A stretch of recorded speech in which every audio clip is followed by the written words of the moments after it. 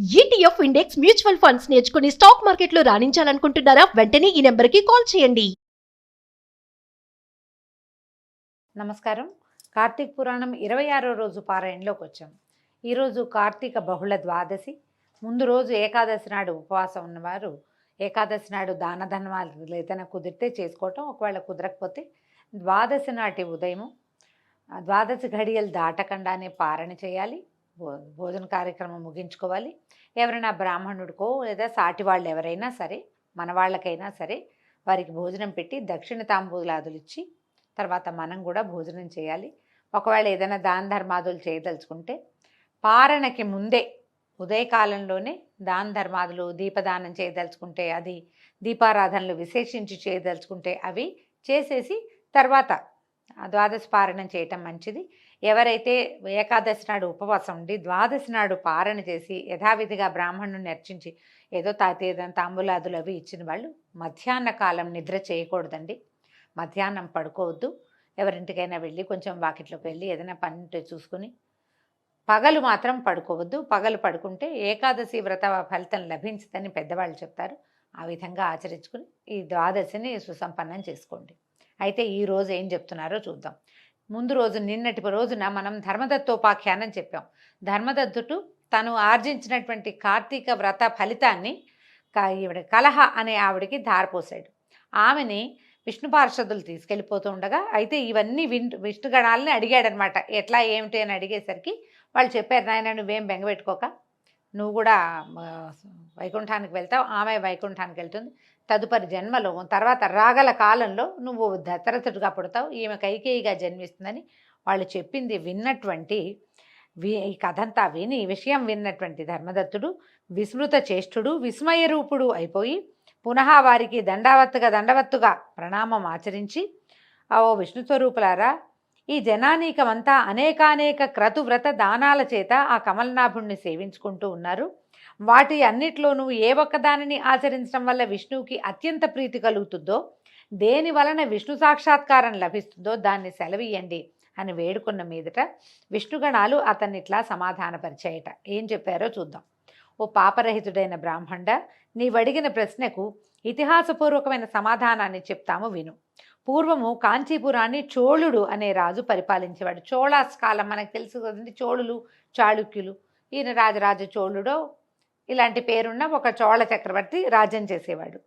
అతని పేరు మీదే ఆ ప్రాంతాలన్నీ చోళ దేశాలుగా ప్రఖ్యాతి వహించాయి. అతని మొదటి రాజు గురించే చెప్తున్నారు అనుకుందాం.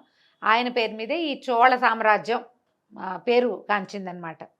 ధర్మపాలనకి పెట్టింది పేరైన ఆ రాజు విష్ణుప్రీతికై అనేకానేక యజ్ఞాలను నిర్వర్తించాడు. అతని యజ్ఞాలకై నిర్మించబడిన బంగారపు యూపస్తంభాలతోటి తామ్రపర్ణి యొక్క 2 తీరాలు కూడా కుబేర ఉద్యానవనాలైనటువంటి చైత్రరథాల వల్లే ప్రకాశించేవి. యూపస్తంభాలంటే యజ్ఞంలో ఒక స్తంభాన్ని పాతి పెడతారండి, యజ్ఞం చేసిన దానికి గుర్తు. ఆ యూపస్తంభానికే యజ్ఞ పశువుని కట్టి యజ్ఞానికి కావలసిన బలి కార్యక్రమాదులన్నీ నిర్వహిస్తారట. ఈ సూర్యవంశ క్షత్రియుల కాలంలో కూడా అలాగే ఎన్నో యూపస్తంభాలు వేశారని చెప్తారు. అయితే అటువంటి ఆ రాజు ఒకానొక నాడు అనంతశయనం అనే పేర యోగనిద్రా ముద్రితుడుగా ఉండేటువంటి విష్ణువాలయానికి వెళ్ళి మణిమౌక్తిక సువర్ణ పుష్పాదులతో ఆ శ్రీహరిని అర్చించి సాష్టాంగ దండ ప్రణామాలు ఆచరించి శ్రీహరి సన్నిధిలోనే కూర్చున్నాడు. ఈయన ఏం చేశాడు, దేవాలయానికి వెళ్ళాడు. అనంతశయనం ఆ దేవాలయం పేరు. విష్ణువు ఇట్లా పడుకుని ఉన్నటువంటి శయనమూర్తిగా ఉన్నటువంటి దేవాలయానికి వెళ్ళాడు. అనేక మణులతోటి, మౌక్తికాలతోటి, రత్నాలతోటి అర్చన చేసి సన్నిధిలో కూర్చోమంటారు కదా, కూర్చున్నాడు. కూర్చునేసరికల్లా అంతలో విష్ణుదాసుడనే బ్రాహ్మణుడొకడు విష్ణువార్చనార్థమై ఆ ఆలయానికి వచ్చాడు. విష్ణు సూక్తాన్ని పఠిస్తూ అతడు ఆ విష్ణు సౌజ్ఞను అంటే ప్రతిమని అభిషేకించి తులసి దళాలతోనూ గుత్తులతోనూ విష్ణు పూజని నిర్వహించాడు. దళాలు కోసుకొచ్చాడు. మంజరులు అంటే కుచ్చులు వస్తాయి కదా మనకి, విత్తనాలు వచ్చే వాటిని గుత్తులు అంటారు లేదా మంజరి అంటారు, దాని పేరు అది. ఆ మంజర్లతోటి అర్చించాడట. విశేషంగా విష్ణు పూజను నిర్వహించాడు. అది చూసిన రాజుగారికి మహాప్రచండమైన కోపం వచ్చిందట. ఆ కోపంలో తాను ధర్మవేత్త అయ్యుండి కూడా అవతలి యొక్క బ్రాహ్మణాభిజాత్యాన్ని విస్మరించి అవతలైన బ్రాహ్మడు ఈయన్ని మనం ఇట్లా అనకూడదు అనకూడదు అని ఆలోచించలా. ఒక కష్టంతో వచ్చింది ఆయనకి. ఓ ఓరి విష్ణుదాసుడా, నేను మాణిక్యాలతోనూ బంగారు పువ్వులతోనూ చేసిన నా పూజ వలన ప్రకాశమానుడిగా ఉన్నటువంటి ఈ ప్రభువుని నీ తులసాకుల పూజతో ఎందుకు కప్పేశావురా? నేనెంతో భక్తితో ఆచరించిన పూజని ఇలా పాడు చేశావంటే అసలు నీకు విష్ణు భక్తి అంటే తెలుసా అని చీదరించుకున్నాడు.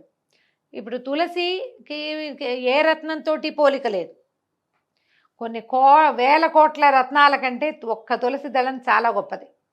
కానీ రాజుకి ఆ రకమైన ఆలోచన లేదు. నేను అద్భుతమైన పూజను సమర్పించాను, మణులు రత్నాలు పెట్టి బంగార పువ్వులు పెట్టి పక్కన దీపాలు పెడితే ఆ దీపాల వెలుగులో స్వామివారి సౌమ్య ఆ ప్రతిమా విశేషం చాలా మెరిసిపోతోంది. ఎప్పుడైతే ఇవన్నీ పక్కకు తొలగించి దాని మీద పక్క తొలగించపోయినా పైన పత్రాలును మంజరలతో కప్పేశాడు ఆయన. ఇక వెలుగు లేదు. దాంతో కష్టంతోచి అడిగాడు. దాంతో ఈ బ్రాహ్మణుడి కూడా చాలా కోపం వచ్చిందట. రాజుతో మాట్లాడుతున్నానన్న ఆలోచన లేకుండా, ఓ రాజా, నీకు దైవభక్తి లేదు సరికదా, రాజేశ్వర్యమత్తుడిపై ఉన్నావు, విష్ణు ప్రీత్యర్థము నీ చేత ఆచరింపబడిన యజ్ఞం ఏదైనా ఒకటి ఉంటే చెప్పు అని ఎదిరించాడు. అతని మాటలకి అవహేళనగా నవ్వుతూ, నీ మాటల వలన నీవే విష్ణుభక్తి శూన్యుడివని తెలుస్తూ ఉంది. ధనహీనుడవు దరిద్రుడవు అయినటువంటి నీకు భక్తి ఎలా కలుగుతుంది? అసలు నువ్వెప్పుడైనా విష్ణుప్రీతిగా నువ్వు చేసావా ఒక యజ్ఞాన్ని? నువ్వేమైనా ఒక దేవాలయాన్ని కట్టించావా? నువ్వు ఏమీ చేయలేని వాడివి, అతను నీకు భక్తుడు అనే అహంకారం మాత్రం పుష్కలంగా ఉంది. ఓ సదస్సులారా, సద్బ్రాహ్మణులారా, శ్రద్ధాళులై వినండి. నేను విష్ణు సాక్షాత్కారాన్ని పొందుతానా, ఈ బ్రాహ్మడు విష్ణు సాక్షాత్కారాన్ని పొందుతాడో చూద్దాము అని చెప్పి నిదానించి చూడండి. మా ఇద్దరిలో ఎవరికి సాక్షాత్కారం లభిస్తుందో, అంతటితో మా ఇద్దరిలో ఉన్న భక్తి ఎటువంటిదో మీకే తెలుస్తుందని ప్రతిజ్ఞాపూర్వకంగా పలికి చోళుడు స్వగృహానికి వెళ్ళి ముద్గలుడు అనే మునిని ఆచార్యునిగా వరించి విష్ణు సత్రయాగానికి పూనుకున్నాడు. సత్రయాగం అని చేస్తారండి, 10 సంవత్సరాలు చేస్తారు. ఈ యాగాలలో విష్ణు సత్రయాగం అనేది ఒక ప్రత్యేకమైనది. రాజుగారు విష్ణు సాక్షాత్కారాన్ని పొంది ఆ బ్రాహ్మణుడి మీద గెలవడం కోసం సత్రయాగాన్ని మొదలుపెట్టుకున్నాడు. బహుకాల పూర్వం గయాక్షేత్రంలో ఋషి సముదాయాలతో చేయబడింది. అన్నదానాలు అనేకానేక దక్షిణలతో సామాన్యులకు ఆచరించడానికి సాధ్యం కానిది, సర్వసమృద్ధిమంతమైంది అయినటువంటి ఆ మహాయజ్ఞాన్ని రాజు పూనుకొని నిర్వహించడం మొదలుపెట్టాడు. పేదవాడైన విష్ణుదాసుడు ఆ గుడిలోనే విష్ణు దీక్షితుడై హరిప్రీతికై ఆచరించవలసిన మాఘ కార్తీక వ్రతాచరణలు, తులసీవన సంరక్షణలు, ఏకాదశి నాడు ద్వాదశాక్షరి యుత విష్ణు జపము, షోడశోపచార విధిని నిత్య పూజలను, నృత్య గీతవాద్యాది మంగళధ్వనులతోనూ ఈ విధంగా తన శక్తి మేరకు భక్తియుక్తుల్ని ఆచరించడం మొదలుపెట్టాడు. ఈ పందెం రాజు మొదలుపెట్టాడు. ఆయన మొదలెట్టాడు కాబట్టి విష్ణుదాసుడు కూడా తను చేయటం మొదలుపెట్టాడు.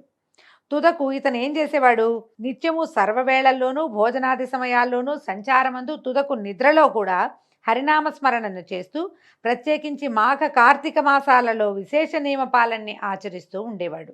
ఆ విధంగా భక్తులైన చోళుడు విష్ణుదాసుడు ఇద్దరూ కూడా తమ సర్వేంద్రియ వ్యాపారాలని విష్ణువ్రతనిష్టలోనే నిలిపి విష్ణు సాక్షాత్కార ప్రాప్తి కోసం చాలా కాలం తమ వ్రతాల్ని ఆచరిస్తూ ఉండిపోయారు. కాలం గడుస్తూ ఉండగా ఒకనాటి సాయంకాలం విష్ణుదాసుడు వండుకున్న భోజనాన్ని ఎవరో కాజేసుకుని వెళ్ళిపోయారు. నేనేం చేశాడు, పగలల్లా విష్ణు సేవలో ఉండి సాయంకాలం భోజనం వండుకుని దేవాలయానికి వెళ్ళి అర్చన చేసుకుని వచ్చాక తినేవాడు. బహుశా పాపం అన్నం వంట ఏదో వండుకున్నాడు, అది అక్కడ పెట్టాడు, అది కాస్త వెళ్ళిపోయింది, ఎవరో తీసుకుపోయారు. ఆ దొంగిలించిన వాళ్ళెవరా అనే విషయమై విష్ణుదాసు పెద్దగా విచారణ చేయలేదు. పునః వంట ప్రయత్నాలు చేద్దామంటే సాయంకాలం పూజకు సమయం మించిపోవడంతో ఆ రోజున భోజనం లేకుండానే విష్ణు పూజ చేసేసుకున్నాడు. అందులోనే గడిపేశాడు. మర్నాడు కూడా వంట చేసుకుని శ్రీహరికి నివేదించే లోపలే ఎవరో ఆ వంటకాలని కాజేసుకుపోయారు. విష్ణు పూజకు వేళపోనీయకూడదనే ఆలోచనతో ఆ రోజు కూడా ఆ బ్రాహ్మణుడు అభోజనంగానే విష్ణు సేవని కొనసాగించాడు. ఇలా వారం రోజులు గడిచాయి. ప్రతిరోజు అతని భోజనాన్ని ఎవరో అతి చాకచక్యంగా, అంటే కంటికి తెలియకుండా పాపలు తీసేస్తున్నారు. ఆయన అక్కడే ఉంటాడు, ఎప్పుడు మాయమైపోతుందో అయిపోతుంది అంతే. అయితే ఈయన పస్తులుంటూ కూడా హరిసేవ చేస్తూనే ఉన్నాడట. వారం రోజుల పాటు అభోజనంగా ఉండటంతో విష్ణుదాసుడికి 7వ రోజున అనిపించింది, ఏమిటి ఇన్ని రోజుల నుంచి ఎవరో తీసుకుపోతున్నారు, ఆ దొంగ ఎవడో పట్టాలనిపించింది. వారం నుంచి ఏం పెద్ద శ్రద్ధ పెట్టలా, చివరికి ఒకరోజు అనిపించింది అనమాట. అందువల్ల ఆనాడు పెంద్రాళే పని ముగించుకుని వంటకాలను పూర్వస్థానం అందే ఉంచి తాను చాటును దాగి కూర్చుని ఈ దొంగ కోసం ఎదురు చూడడం మొదలుపెట్టాడు. కొంతసేపటికి ఒకానొక చండాలుడు ఆ అన్నాన్ని దొంగిలించేందుకు వచ్చాడు. వాడి ముఖం అత్యంత దీనంగా ఉంది. రక్తమాంసాలు ఏమాత్రము లేకుండా కేవలము ఎముకల మీద చర్మం కప్పినట్టుగా ఉన్నవాడు, అన్నార్తుడు అయిన ఆ చండాలుడు వంటకాలను దొంగిలించుకుపోవటం మొదలుపెట్టాడు, తీసేశాడనమాట. అతని హైన్య స్థితిని చూసి అప్పటికే కరుణాభరితమైన హృదయంతో ఉన్న బ్రాహ్మణుడు, ఓ మహాత్మా కాసేపు ఆగవయ్యా, ఆ అన్నాన్ని అలా ఒట్టిగా తింటం కష్టం, ఈ నేతి కూడా పట్టుకెళ్ళని నేతి కింద తీసుకుని బయలుదేరాడు. నేతి జాడితో సహా అతని వెంటపడ్డాడు. ఈ విప్రుడు తనని బంధించి రాజభట్లకు అప్పగించుతాడనే భయంతో ఆ చండాలుడు విసురుగా పరిగెత్తడం మొదలుపెట్టాడట. ఈ బ్రాహ్మణాయన కూడా ఆ చోరుడి వెనకాలే పరిగెడుతూ, అయ్యా నెయ్యి తీసుకుని కలుపుకొని తినవయ్యా స్వామి, చెప్పిన మాట వినవయ్యా, నెయ్యి వేసుకొని నెయ్యి వడ్డించటానికి వెంబడబడుతున్నాడు. అసలే అలసటగా ఉన్న చండాలుడు భయం వలన నేలను బడి మూర్ఛపోయాడు. అతన్ని వెన్నంటి వచ్చిన విష్ణుదాసుడు, అయ్యో మూర్ఛపోయావా మహాత్మా అని చెప్పి తన పైవస్త్రపు చెంగులతో ఆ చండాలుడికి ఇట విసరటం మొదలుపెట్టాడు. పాపం ఊపి లేదు, ఈయన నీరసపడిపోయి మూర్ఛపోయాడు, భయపడ్డట్టున్నాడు, ఇంత పరిగెత్తాడు ఆకలితోటి అని బాధపడుతూ విసురుతున్నట్ట. ఈ విసిరిన గాలికి మెల్లిగా శీఘ్రంగా కోలుకున్నటువంటి చండాలుడు చిరునవ్వు నవ్వుతూ లేచాడు. అప్పుడు ఇతడు విష్ణుదాసుని కళ్ళకి శంఖచక్ర గదాబ్జధారి, పీతాంబరుడు, చతుర్భుజుడు, శ్రీవత్సలాంఛితుడు, కౌస్తుభాలంకృతుడు అయిన శ్రీమన్నారాయణుని వలె కనిపించటంతో అతగాడు సాత్విక భావావృతుడైపోయి అవాక్కుగా ఉండిపోయాడు. అట్లా నోరు తెచ్చుకుని ఉండిపోయాడు అనమాట. విస్మయకరమైన సంఘటన ఉన్నప్పుడు మనం ఏం చేస్తాము? ఎవరికైనా మాట మంతి వస్తుందా? ఏమీ లేదు, నోరు తెచ్చుకొని ఉండిపోయాడు, అవాక్కుగా ఉండిపోయాడు. ఈ భక్త భగవానుల సంగమ దర్శనార్థం ఇంద్రాదులెందరో విమానారూఢులై ఆ ప్రాంతాలకు వచ్చారు. విష్ణువు మీద, విష్ణుదాసుడి మీద కూడా పువ్వుల వాన కురిపించారట. అప్సరసలు ఆడారు, గంధర్వులు పాడారు, దేవగణాల వందలాది విమానాలతో ఆకాశం అంతా నిండిపోయిందట. భగవంతుడు భక్తుడు కలిసినటువంటి ఈ సన్నివేశం అత్యద్భుతమైనది, లోకంలో చాలా అరుదుగా జరిగేది. ఈ అరుదైన సంఘటన చూడడానికి దేవగణాలన్నీ వచ్చి బార్లు తీర్చేసాయట ఆకాశం అంతా. అనంతరము ఆ ఆదినారాయణుడు విష్ణుదాసుని గాఢంగా కౌగలించుకున్నాడు. తన సారూప్యాన్ని ప్రసాదించి తనతో బాటే విమానం ఎక్కించుకుని వైకుంఠానికి బయలుదేరాడు. యజ్ఞవాటికలో ఉన్న చోళుడు గగనగాములైన బ్రాహ్మణ బ్రహ్మజనకులిద్దరినీ చూసి ఆశ్చర్యపోయాడు. యజ్ఞవాటికలో ఉన్నాడు, ఆయన చూశాడు, చోళుడికి విమానం కనపడుతోంది. ఎట్లా కనపడింది? దైవ విమానం అంటే అతను కూడా మహాభక్తుడే, అందులో అనుమానం ఏం లేదు. బ్రాహ్మణుడితో సాటి వచ్చేంత భక్తి లేదు కానీ ఉన్నది భక్తి, దాంతో ఆయనకి కనిపించేశారు కల. అయితే అలా చూస్తూ ఉండిపోయాడు. తక్షణమే తన ఆచార్యని పిలిచి, ఓ ముద్గరముని, నాతో వివాదమాడిన ఆ నిరుపేద విప్రుడు విష్ణు రూపాన్ని పొంది వైకుంఠానికి వెళ్ళిపోతున్నాడు. అమితైశ్వర్యవంతుడనైన నేను అసాధ్యాలైన యజ్ఞదానాదులు చేస్తూ కూడా విష్ణు సాక్షాత్కారాన్ని పొందలేకపోయానంటే ఇక వైకుంఠం అసంగతమే కదా, ఇంకా నాకు వైకుంఠం లభించదు, విష్ణువు నాకు లభించలేదు. నేను ఎన్ని యజ్ఞాలు చేసినా, బ్రాహ్మణులు కోరినంత దక్షిణలు సమర్పించినా కూడా ఆ శ్రీహరికి నా మీద లేశమైనా కృప కలిగినట్లేదు. దీనివల్ల కేవలం భక్తే తప్ప విష్ణునుగ్రహానికి మరొక మార్గం లేదు. ఈ యజ్ఞయాగాది కర్మకాండలని అనవసరమని భావిస్తున్నానని చెప్పాడు. పాపం చెప్పాడు, బాల్యం నుంచి యజ్ఞదీక్షలోనే ఉండటం వల్ల నిస్సంతుడైన ఆ రాజు తన సింహాసనం మీద తన మేనల్లుడికి స్వయంగా పట్టాభిషేకం చేశాడు. ఎంతకాలం నుంచో సత్రయాగం చేస్తూ యంగ్గా ఉన్నప్పుడు, అంటే యుక్త వయసు నుంచి అక్కడే ఉన్నాడు. ఆయనకి మేనల్లుడు ఉంటే ఆ మేనల్లుడికి సింహాసనం ఇచ్చేశాడు. అయితే అప్పటి నుంచినట ఏగో తస్మాత్ అధ్యాపిత దేశే సదా రాజ్యాంశభాగిన స్వశ్రియా ఏవ జాయంతే తత్కృత విధివర్తిన. అప్పటి నుంచి చోళ దేశాలలో మేనల్లుళ్ళే రాజులవుతున్నారట. అవునో కాదనండి, పురాణంలో అయితే ఇలాగే చెప్తున్నారు. చోళ దేశాల్లో రాజ్యాధికారాన్ని పొందటంలో రాజుల మేనల్లుళ్ళే కర్తలవుతూ వచ్చారు. అనంతరము చోళుడు యజ్ఞహోమగుండం దగ్గరికి చేరి, ఓ శ్రీహరి, త్రికరణ శుద్ధిగా నీ అందలి భక్తిని నా యందు సుస్థిరం చేయి తండ్రి అని ప్రార్థించి సమస్త సదస్యులు చూస్తుండగా అగ్నిప్రవేశం చేసేసాడు. ఏంటంటే ఇది పోటీ కోసం చేయలేదండి, అతనికి ఏదో లభించింది నాకు లభించాలని కాదు, అతనికి లభించినంత జ్ఞానం నాకు లేదని తెలుసుకున్నాడు. అతనంత భక్తిపరుణ్ణి నేను కాను, నేను చేసే ఈ క్రియా కర్మకాండ కంటే కూడా భక్తి చాలా ఎక్కువైనది అని గ్రహించి ఇంకా ఈ జీవితం నిరర్థకమని భావించి అగ్నిప్రవేశం చేశాడు. అది చూసి క్రుద్ధుడైన ముద్గలుడు తన శిఖను పెరిగి వేసుకున్నాడు. అది మొదలుగా ఆ గోత్రం ఈనాటికి కూడా విశిఖగానే వర్ధిల్లుతోంది. ముద్గలుడనేటువంటి ఆచార్యుడు ఈయనతోటి యజ్ఞం చేయిస్తున్నవాడు తన శిఖని వెనకాల ఇది పెట్టుకుంటారు కదా, పిలకనమ్మ అనాలి. తెలుగులో ఇలాంటి పదం వాడకూడదండి. మనం ఎవరి గురించైనా బ్రాహ్మణుల గురించి, పెద్దవాళ్ళ గురించి ఇలా కథల్లో చెప్పేటప్పుడు కూడా శిఖ అని చెప్పాలి. శిఖ కాదండి, శిఖ. ఈ శిఖని లాగేసుకున్నాడట, తలంతా నెత్తురుమైపోయింది. కానీ ఆయన గోత్రం ఇప్పటికీ కూడా విశిఖ పేరుతోటి ఒక గోత్రం నడుస్తోంది. అయితే హోమగుండంలో ప్రవేశించిన రాజుని అగ్నిలోంచి ఆవిర్భవించిన శ్రీహరి ఇట్లా పట్టుకున్నాడట, ఆదుకొని ఆ చోళుని ఆలింగనం చేసుకుని అతనికి కూడా సారూప్యాన్ని అనుగ్రహించి అక్కడి వారందరూ ఆశ్చర్యంగా చూస్తుండగా తనతోటి వైకుంఠానికి తీసుకెళ్ళిపోయాడు. ఓ ధర్మదత్త, అలనాడు ఈ విధంగా ఆ శ్రీహరి ఇటు విష్ణుదాసుని అటు చోళుని కూడా అనుగ్రహించి సాక్షాత్కారం ఇచ్చి తన వైకుంఠ ద్వారపాలకులుగా చేసుకున్నాడు. కాబట్టి ఓ విప్రుడా, విష్ణు అనుగ్రహానికి విష్ణు సాక్షాత్కారానికి 2 విధాలుగా ఉన్న ఒకే ఒక మార్గము భక్తి మాత్రమే.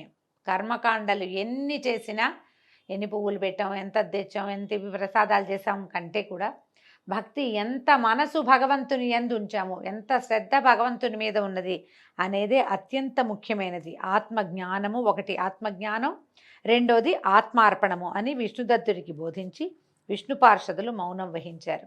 దీంతో 26వ రోజు పారాయణ పూర్తయిందండి. రేపు ఉదయం 27వ రోజు పారాయణలో మళ్ళీ కలుసుకుందాము. నమస్కారం.